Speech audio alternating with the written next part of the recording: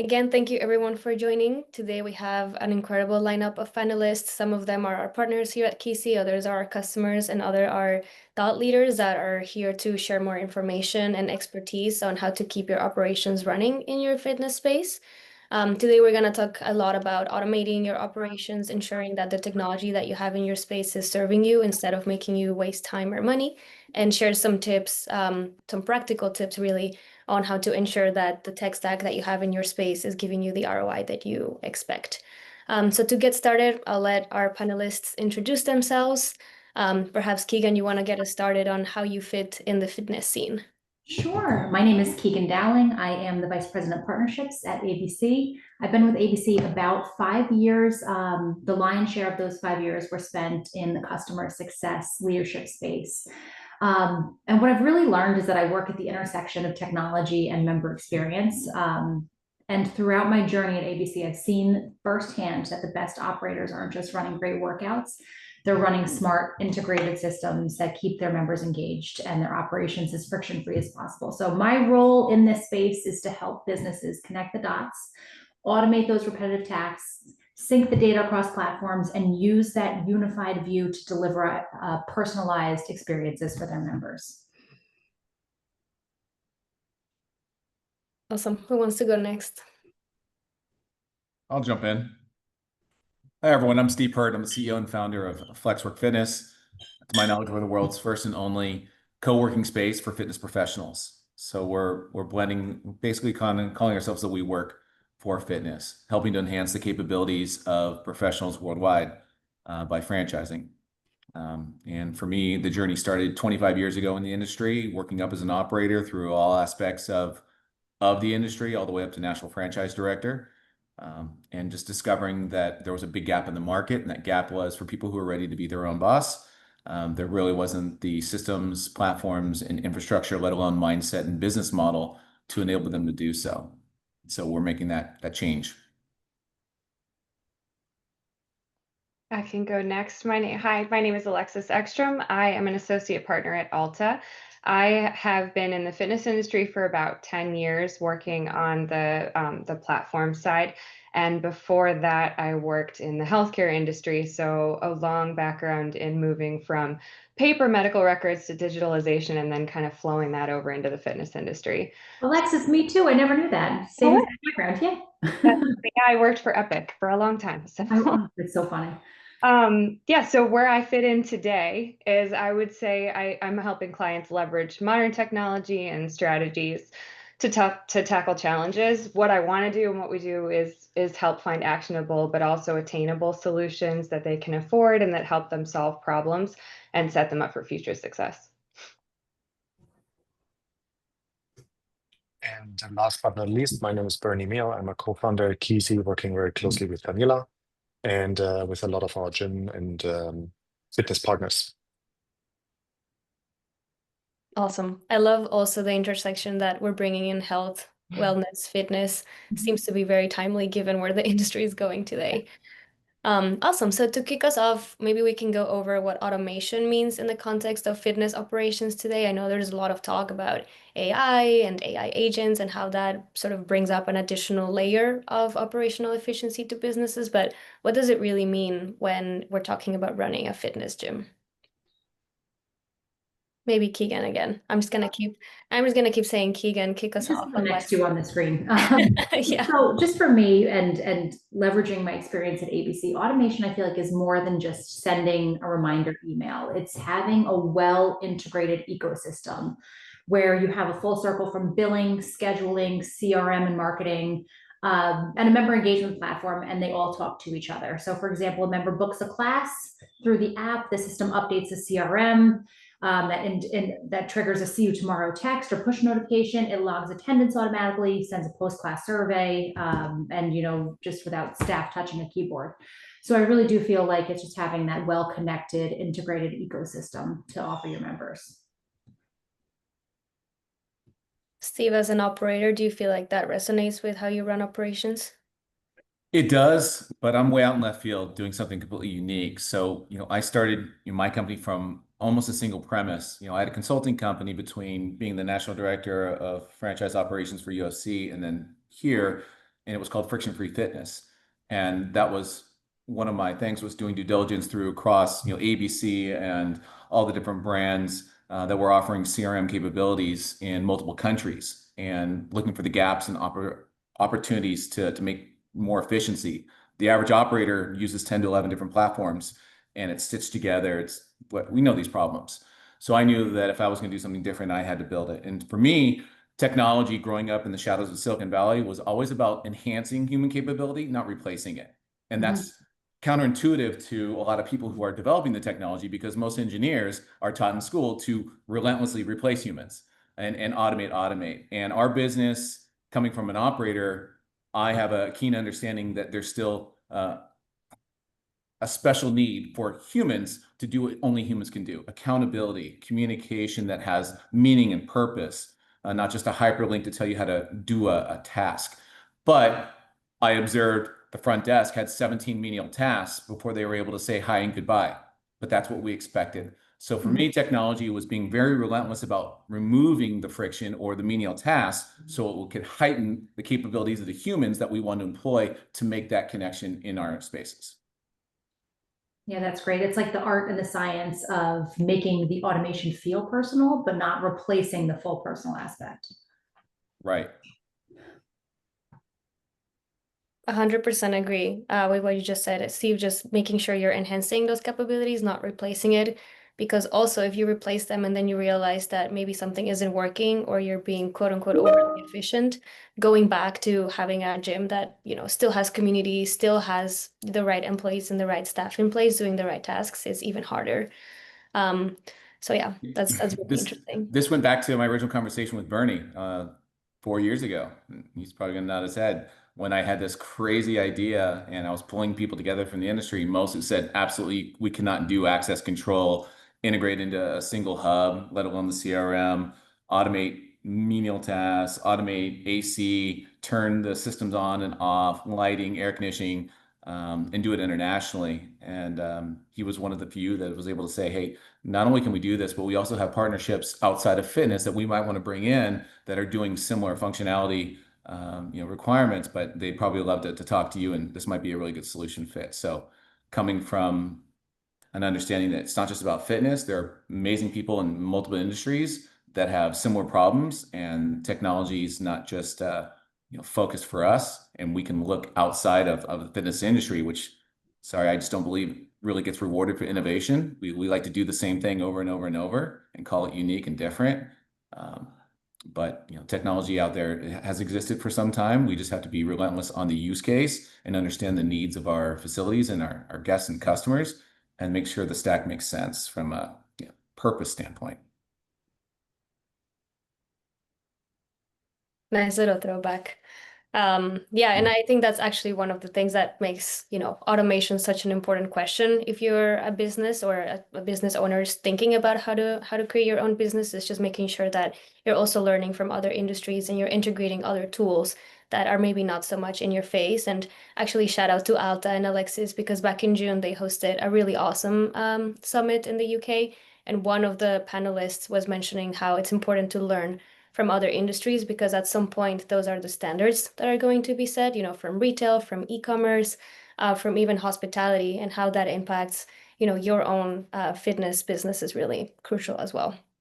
To that point, Steve, you mentioned, of course, it's really important to have an integrated system, automate, make sure that you're not being overly efficient in some tasks that maybe you shouldn't. Where do most fitness businesses waste the most time or the most money without realizing it, whether this is when you're starting out or after you've scaled Labor. Over Labor. It's always labor. My model is built on reducing labor by 48% on average, and I'm still able to pay people over $20 an hour to do their jobs and do it very well. So we can attract high quality people, but we're not dependent on general managers that demand $80,000 and do menial tasks all day long and expect that we treat them like princes and queens. But it's labor. The industry still has, I think last time I looked, over 80% annual turnover rate. So for me, it's poor recruiting, hiring, and onboarding processes. And a lot of those can be automated to, again, enhance the pieces where we can, jump in. Right now we're looking for our next location for our franchisees, and we're going through about 142 different applications. Well, I'm not calling all of them, and we're not. So we need to set certain criteria. We've automated those processes, used partners, and developed a pretty good process to get us the type of person that we know is going to be successful in our organization, so we can spend the time to bring them in, and again, not be in front of them for hours on end, wasting our time when we could be doing sales or something else. And Steve, But I don't for me, mean it's to always labor. I'm sorry, I don't mean to put you on the spot, but do you see a direct correlation between the amount of disjointed systems, the tech stack, versus the amount of labor that needs to be employed? Yeah. As I journey through my career, starting as a lowly personal trainer, 24-hour fitness, and all the way up and everything in between, it was really always the same. I just stayed curious to the operators, and from the front desk to the general managers and even the mid-level managers, the RVPs and whatnot, there was always inefficiencies. To me, personal training has always been, I think, my close to my heart. And I think still to this day, there's almost $2 billion in a $14 billion industry in the US alone that goes to fraud, goes to waste, essentially because of sticky notes. A front desk person will take a call from someone who's already paid us for a membership and for personal training, which is a double commitment, usually very expensive, a couple $100, if not 1,000. Well-intentioned, but very underpaid front desk person who has to do 16 other tasks. Takes that call, puts on a sticky note, puts it on the screen, doesn't put it into a CRM or a dedicated communication channel. That sticky note falls off the screen onto the floor. The janitor cleans that sticky note up. The client doesn't get called. They call back in a week. They want a refund and they say, your business is terrible. I'll never come back again. Like, it's simple things, and it usually is that chain, and it all has to operate perfectly. And if it doesn't, it falls apart. So yeah, there's definitely a lot of corollaries to it. That's And then note. don't get me started. Don't get me started when you're sitting around as an executive, like trying to understand retail, trying to understand, individual needs, whether it's from a market in Philadelphia to a corporate-owned location. Are we trying to do payroll? Are we trying to help people like really give evidence of marketing ROI? Like, if data is segmented, we know this, and I don't want to make it too much about that, but death by data is one thing, but also if I can't access it and put purpose to data, then it's useless. And it doesn't allow me as an operator to make useful decisions, which hopefully that's what data is all about. That's a really good one. And speaking of data and, assistants or generally like community managers being behind a desk trying to juggle many hats and many different tasks, including knowing who's a member and who isn't. Maybe Bernie, you want to give us a few examples on like tailgating and also how, just having more technology in your space can help reduce this overhead work. Yeah, I think in addition to what Steve already mentioned, maybe it's not a problem for you, Steve, with your concept, but I think in the normal gym world, you also have the reverse effect that there's a lot of people walking in with a lot of confidence, and the front desk staff thinks they paid and thinks they're a member. Maybe they've been a member before. And so this idea, or maybe they bring someone else who's not a member and they come in as a big group and they check in and like they walk through. I think this walking through the door and then recognizing who this person is or what level they are and like what membership they have and what payment status they have. I think that's always some ideal version of hospitality experience at the front desk that we want to enable them with at the end, right? So like you unlock the door and then you know who this, I don't know, person is essentially in your gym context. And the other thing that we see a lot of times happening is that gyms because of the labor intensity maybe, or because maybe they already optimized labor, that they focus on daytime use of the gym. And if they just extend the opening hours a couple more hours in the morning or at night, can be unstaffed. That can be additional revenue drivers. I think we analyzed a while back our data of how many people come during what we would call nighttime between 11 p.m. and 5 a.m. It was about 11%. So a lot of people, work in industries that require random hours or have like kids and they go out work at night, or I don't know what drives you to work out at night, but a lot of people like the flexibility for sure and they pay for it. Yeah, I've definitely broken that social contract of having been a member and then testing how far their technology would detect that I was no longer paying for research purposes, obviously. And it's definitely, it gets to a point where you just expect that technology to be responsive to what you're doing, not the people in the gym, because it would be unreasonable for one single person to manage the location, but also make sure that, they're tracking who's coming in and out. So definitely important to have those systems in place from the beginning. And I think Alexis, maybe you have a few thoughts on just, what are some tools that fitness operators should definitely keep in mind when they're opening their location versus when they're scaling. Is there something that they should absolutely not miss in terms of automating their spaces? Yeah, Bernie set me up perfectly because, and Steve kind of touched on it already too. So it segues great, I think, from, if you're a boutique studio all the way up to a global or a multinational chain. Like we've already talked about, you want to automate the non-personal, the transactional parts of your business. We're not talking about replacing all of our staff. We're just talking about freeing them up to do what they do best, which is obviously build a community, be able to coach members, be out on the floor if that's the way that your setup is. So for me, the absolute starting point is really to focus on billing and payments. I think there's a lot of clubs that are losing money that they should be collecting. Manual billing is a nightmare. It causes revenue leaks. It causes staff headaches. It's a terrible member experience. Everybody's kind of talked about it already. So that's where I think everybody can start. It doesn't matter the size of your club from that perspective. On the flip side, some of the places I have seen like mistakes businesses make, maybe jumping into things too soon, really, really glamorous and complex, expensive technology for those advanced like AI-driven personalization. Focusing on that first, trying to implement something that's, an AI-powered workout generator or something that's hyper personalized right when you're starting out from day one. These are great tools, but definitely not where I think you should start. It's because they're expensive, because they require a massive amount of clean data, which Steve talked about a little bit. They can be really ineffective. And the second one, happening pretty common, is implementing, kind of leads into that, complex analytics and reporting first. You can spend, or you will, a ton of money on a system if you're looking for something that generates those beautiful reports and those perfect dashboards. But like we talked about, if you don't have the automated processes, if you're not able to do clean billing, if you don't have a great system for check-ins, you're blocking tailgating, you're keeping track of who's actually in your club, who's a member and who isn't, you're not feeding it the right information, so the reports are useless. Alexis, that's such a good point. You think about running a marathon and you don't say, I'm going to run a marathon. And then you start off the next day and try 26, it's building that foundation. Not even a half marathon over here. It's building that foundation. It's mastering it and not being attracted to all the bells and whistles in the beginning, mastering the basics of the foundation and building upon it. And I think that that's where a lot of people, especially in the age of AI, get caught up and make, they try to grow too fast. Steve, do you have any comments on maybe one task that should absolutely be automated? Well, it to me goes back to the front desk. Yeah, we don't have front desks.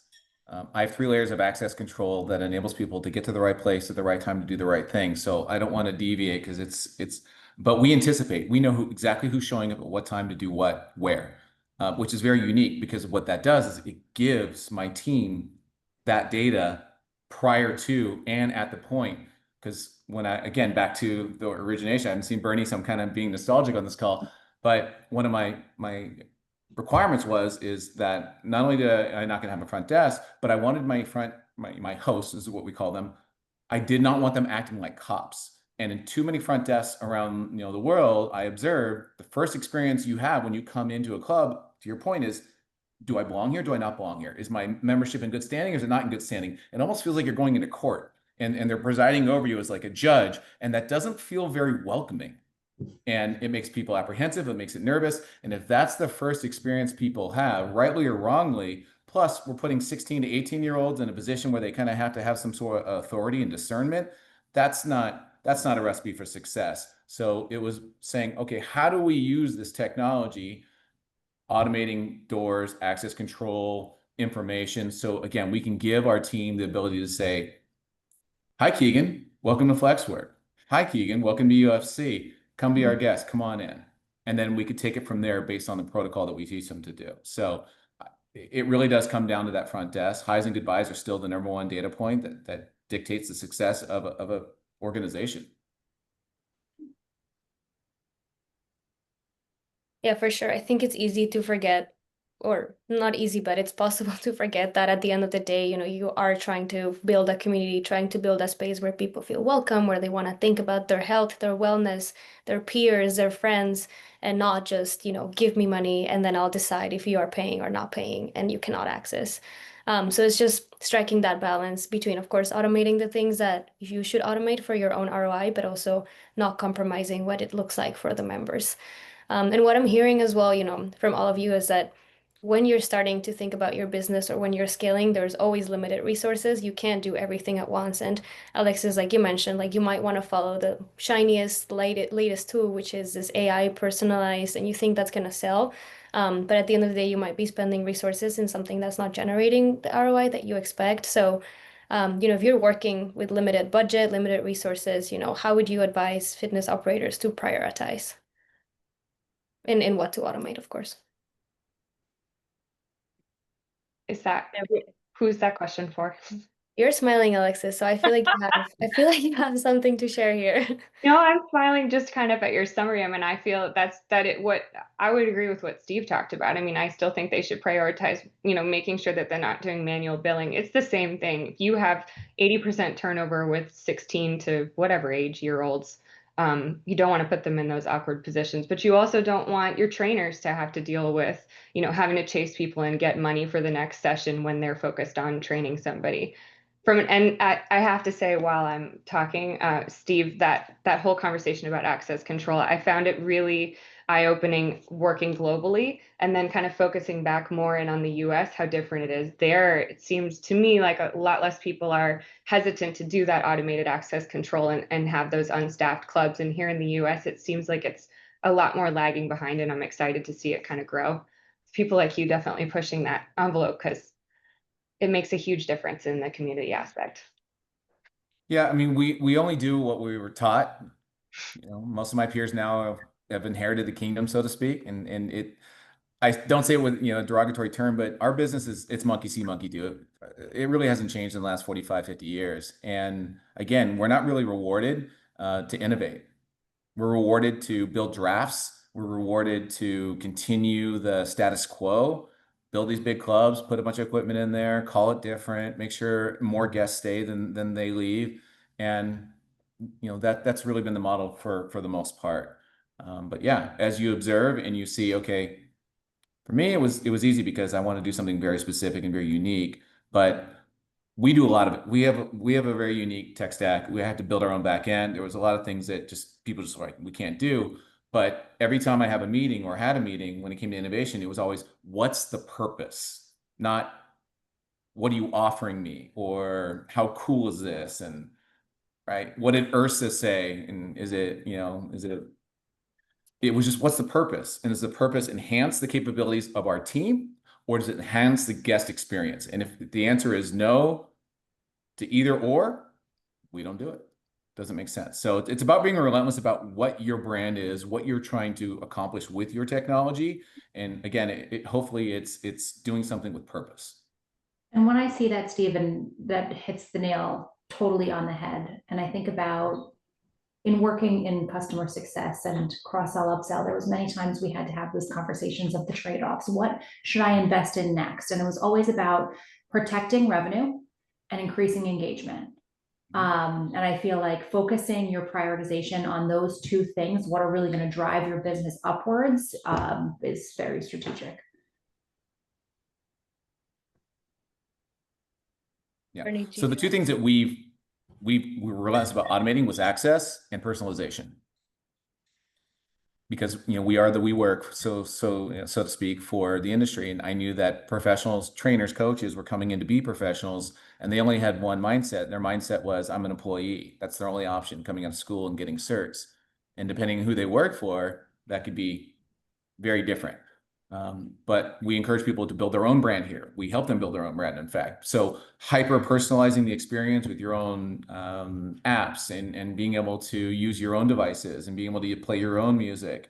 but then being able to minimize, again, that friction so we can help people get into the right place at the right time to do the right thing. We're a spot booking. We don't have memberships. We don't have rents and leases. We're set up like Uber. When you want a space, you pay for it. You have intentionality. You go onto our app, you buy it, you get a digital key, and you're ready to go. So again, purpose and making sure it all aligns and the marching order performs to what you want your operations to be, and again, what your experience to be. And it enables your team to actually do it. It's one thing to say, I want to do this and this is who we are, but if you don't back it up and enable your team to actually perform that experience, then it's all hype. Mhm. Steve, I think I have a good inspiration for you outside of fitness. One of our customer groups is electric vehicle charging networks. And it's even more dynamic than gyms, because if you drive a vehicle, you don't even know which charging station you're gonna end up at. Yeah. And you need to be there for 30 minutes. And during that time, on demand, book the amenities and access them in real time. So it's extremely inspiring, like how these new industries create those like autonomous experiences. But at the same time, for everyone else who's listening, Steve has a very advanced technology concept, technology forward concept. So normally in let's say your studio or a Pilates, um, location, maybe you have 100 members and it's not technological at all. And I think where we typically see that breaking is once you don't know everyone anymore, and that's normally the time when you start introducing more and more automation, because you just can't handle it. Like you don't know, once you're maybe at 200 members or something like that, you just have no chance of managing it anymore. And I think maybe Keegan, that there's some like tiers or stats you have around like when gym owners introduce what type of technology in their life cycle. I just think there's like different tiers, and definitely Steve is at the most advanced one. Nice. I love the Bernie and Steve 4 years ago story of Steve being like, help, I have all these things that I need to manage. I'm in trouble.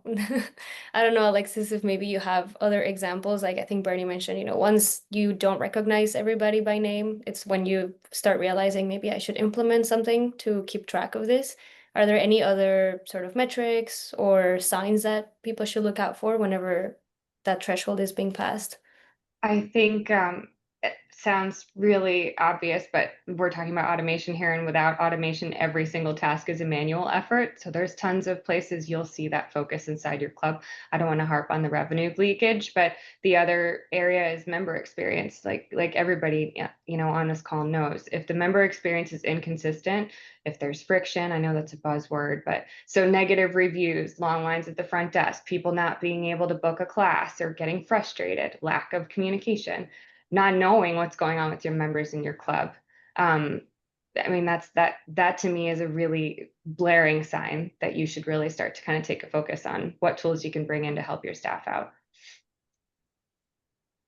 That's awesome. We actually launched a ROI calculator on our end to help fitness operators understand how our technology is actually saving them money and time. Specifically for tailgating, we're sort of taking the average of tailgaters per week, understanding the costs of a membership, and then just showing operators how much they're actually saving or unfortunately losing with these metrics. Have you seen any automation that could actually lead to actual savings or sort of like time being saved, Steve, besides probably this tailgating calculator? Well, yeah, we don't have tailgate. I move you through, we're like a casino. I move you through three sets of doors and with certain time codes, and again, very different. But for me, it was take out flex work, go back to UFC, go back to in-shape health clubs, these large commercial organizations that I was hired on to find efficiency. It was about really first identifying the highest ROI activities, whether it was personal training or there were great salespeople or they had an amazing process that produced certain results, Yelp reviews, guest experience, revenue, retention, draft increase, whatever it was. And then once we identified what those high ROI activities were in the organization, dig in, surround, and remove as much friction around those through automations on that person or that department or that process as possible to basically maximize the focus and outcome for that person, department, or process. That was kind of the relentless pursuit. It wasn't just automate to automate or make it efficient to make it efficient. It was, again, back to purpose and precision. And you really had to spend time to observe, be curious, and understand. And I think every organization is a little bit different. And so I think that's really the key. It goes back to personal training 101. Sit down and do an assessment. Observe, be curious. Don't base it on ego or what you thought was happening 10 or 20 years ago or guess.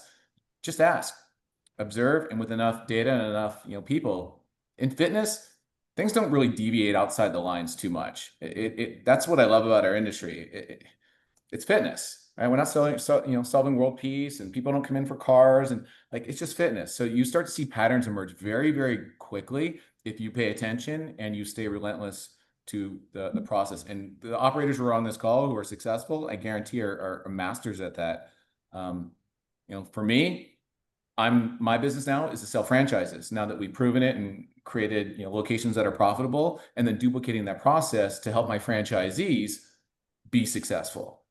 So I've got to remove and fire myself from about 34 jobs in order to make that happen in my organization. So that's my next evolution. But to me, it's no different than when I became a fitness manager from being just a trainer. Now I'm responsible for more, and my KPIs are a little bit different, but I'm being told that I'll be paid if I can help other people find efficiencies in their processes, get a little bit better at what they do, and as an organization, we move forward. So. Danielle, I look at the ROI really in three categories. When we migrate somebody over to ABC and we look back and do a quarterly business review, operational efficiency, did we save any staff hours through the integration or automation of a consolidated tech stack? Revenue lift, are you collecting dollars faster? Do you have a higher renewal rate? And then the engagement metrics, really, which is app opens, class bookings, the retention rate. And I really feel like the beauty of having that data, that real-time accessible data, is just having that connected stack and the integrated network. Those are very good three thresholds. But Bernie, I don't know if maybe from your experience you think the same ones apply, or is there any other metrics for measuring ROI that you should follow? Yeah, I think probably the same ones, but I think they're differently important for operators in different phases. So when you're just opening up, maybe you want to highly optimize your new member or pilot sign up funnel, like with promotions that you're running and whatnot. So it's like probably the number one metric. Then once you're scaling, I think that's what maybe Alexis was also mentioning. You can upsell AI personalized programs or any other wellness features that you start to develop, or more specialized offerings. But then once you're like, we have a couple of operators who in month 3 are already at maximum capacity with like 1,000 members, which is the maximum they want to be at. Then it's more about retention and community building, engaging those members, and like then the engagement metrics are super important. And you then have like a risk analysis based on those usage, and you have like a better insight into who could possibly be churning, but maybe they were just on extended vacation for 3 weeks. That sounds very European. Extended vacation for 3 weeks. Don't know what you're talking about, Bernie. But We're yeah, I talking think about athletes here, right? They need to go boot camps. sure, of course.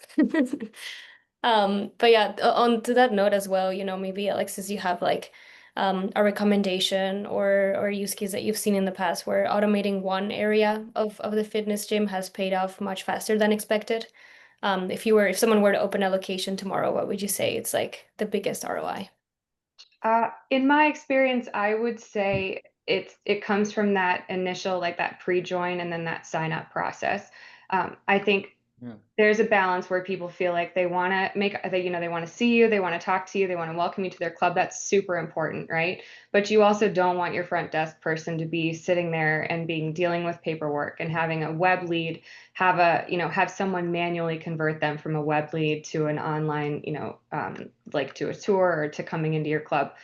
That form of automation, having someone fill out a web form and then go into an automated sequence. I know it's nothing new here, but that is something that pays off almost instantly. You're not dropping leads. You're making that call, you're making those texts. I cannot keep up with in any sales process the communication that I need to, and still give great attention to my members or my leads. So that's where I would say to start.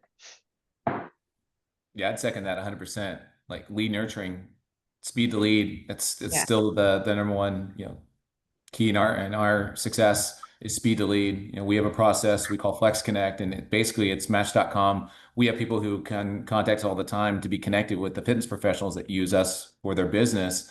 And we basically do a matchmaking. We get certain data points, basically a light park queue, and do that. But to your point, these people are apprehensive. They're shopping around. And if we let that lead sit for an hour, 2, 5, 10, 2 days, whatever it's going to be, it's gone.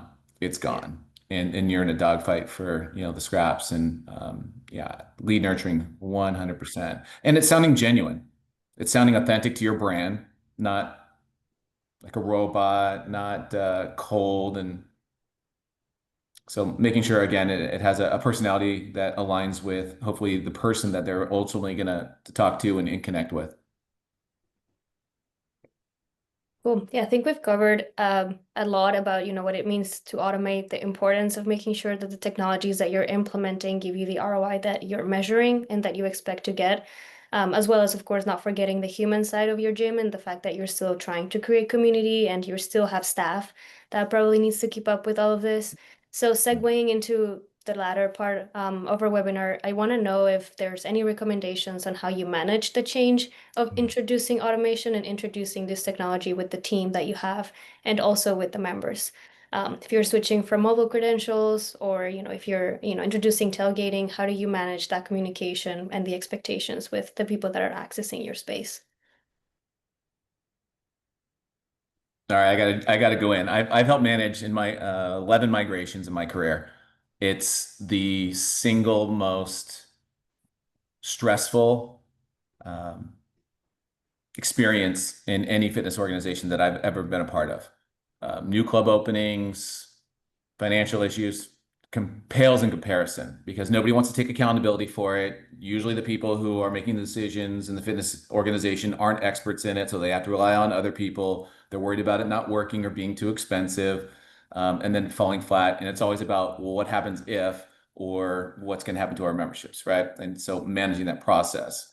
But I found that really it's just got to come from a position of deep understanding. In fact, I was part of the due diligence team at UFC that ultimately helped choose ABC to become their CRM versus Club Ready. And, that took 3.5 years.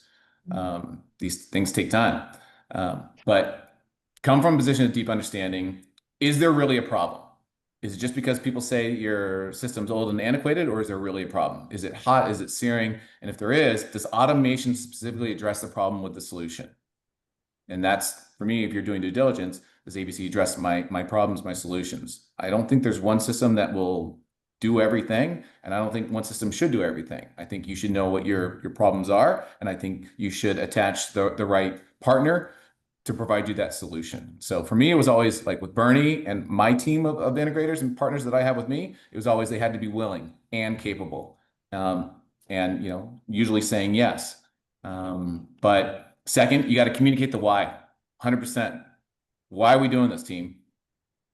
And then the third, we got to manage the process with patience, consistency, and clarity. I know that sounds pretty contrite, but it's true. It's not going to be linear. It's not just going to be perfect. There's going to be problems with data migration. You're going to have thousands of leads that you might, what happened here? What happened there? This is bad. This is good. You might find fraud in the process and have to bring in HR or legal. Like these things are going to happen, but if you can manage it with a little patience, consistency, and clarity, and give yourself and the organization that time to do so, and make sure that your partner, i.e. your, let's say ABC or Glowfox or whoever is coming in, you have the right people at the table who are able to communicate with each other to basically hold each other's hands, through that handoff. That's what I found successful migrations versus non-successful migrations to be. And just to touch on that for a second, Steve, I feel like if you're going to be in the position to make these decisions and navigate these changes, you have to buy into the vision. Build your team of brand evangelists. I'm somebody who I'm going to go full in. If I make a decision on which direction we're taking, you better believe I'm going to bring you into the vision and the why behind the what.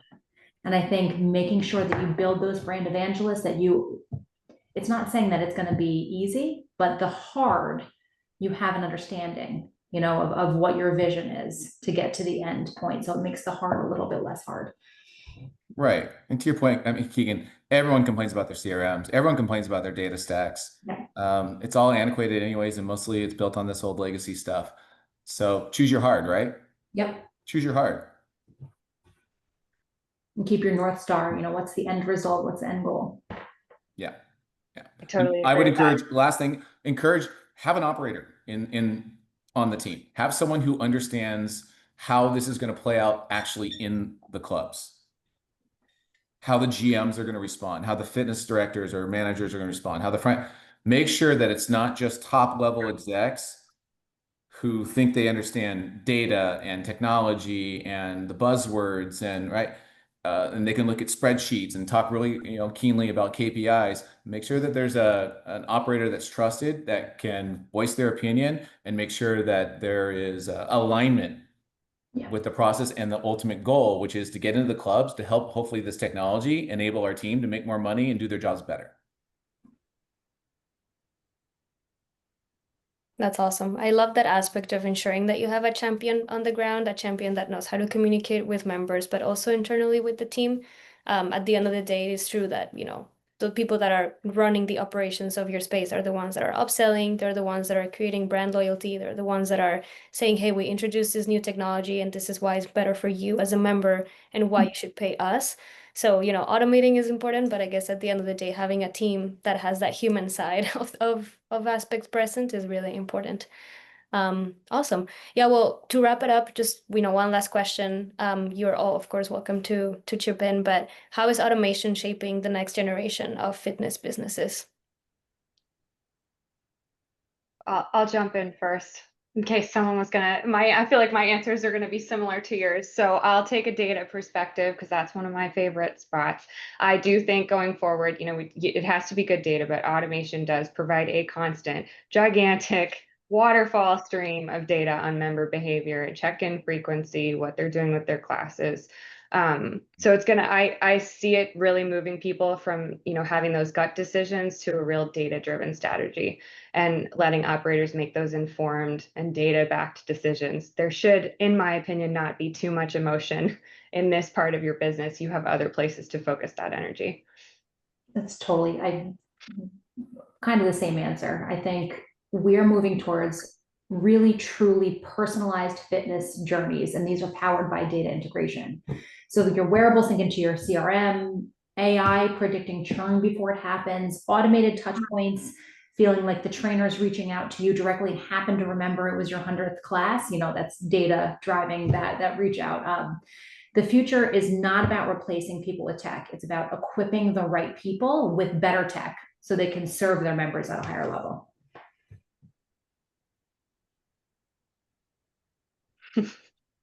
I'm out here doing the poetry class. I guess. Maybe something that I don't think is very technical, but I think that might happen at one point is that what I've seen other gym members in my gym do is they talk about other gyms they go to as well, or other fitness events or whatnot. I think being able to bring your own fitness ecosystem into the gym more and take it out into your personal life again, I think that's probably some very interesting sort of automation that might need to happen. At one point, a simple one could be, I'm taking the bike to the gym and I want to finish the ride in the gym because I'm not at my goal yet. Or, I started doing this home workout, which trainer in the gym can help me with that, right? So maybe at one point I can like upload my personal data into ABC and then somehow from the gym get better recommendations, enrich the data myself. I think that stuff would be really cool. Awesome. Well, I think yeah, we covered a lot from, why automate, what to automate, the advantages and the headaches of doing so, as well as where we're going next in terms of adopting more technologies and just generally more platforms that allow staff to work more efficiently. Yeah, if anybody has any last remarks, feel free to share. If not, of course, to anybody who joined, thank you very much, and we'll share the recording of this session tomorrow. Thank you, guys. Cool. Thanks. Thank you very much, everyone. Have a great rest Thanks, of your everyone. day. You too. Bye. Bye.